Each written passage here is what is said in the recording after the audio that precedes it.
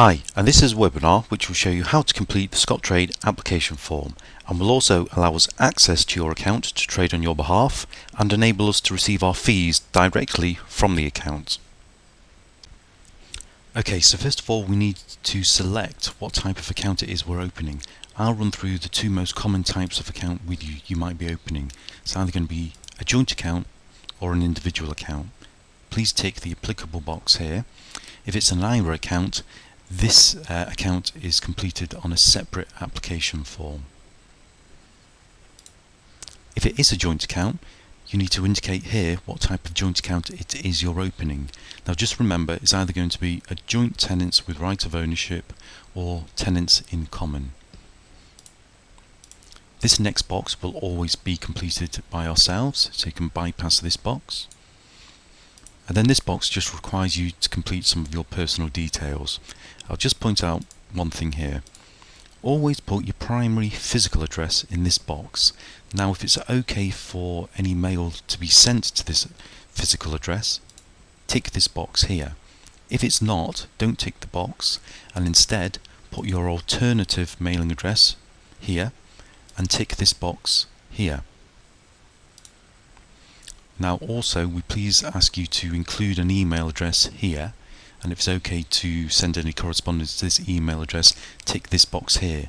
This is the preferred method Scottrade use to send any correspondence to yourself.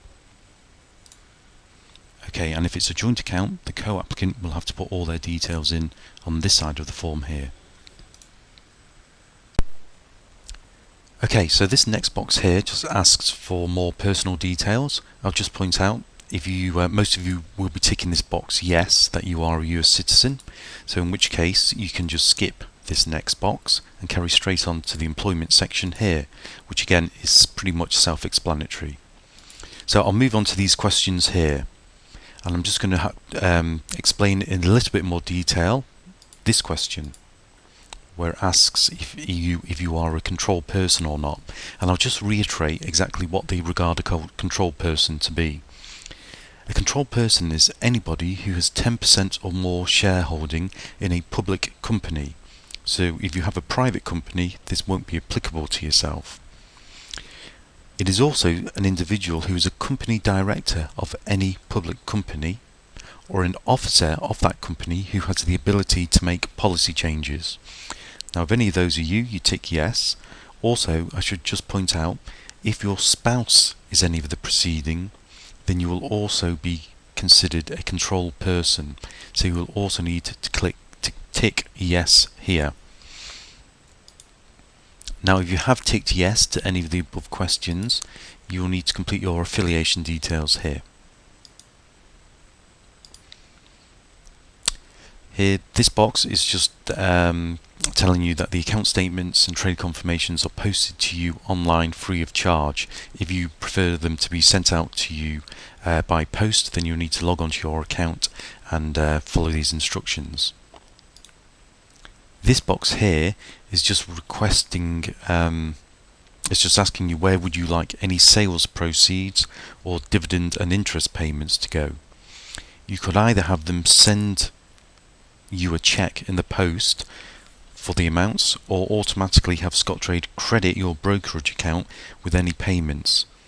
To have them automatically credit your account, you will need to tick the boxes which say hold here. This is our preferred method you should use, as we will use the proceeds when rebalancing your account. And more importantly, your investments will grow considerably more should you reinvest all the proceeds, dividends and interest payments you receive.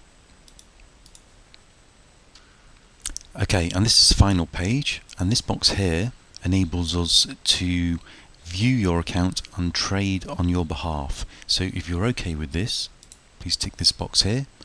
And it also enables us to take our fee directly from your account, which avoids us having to invoice you separately.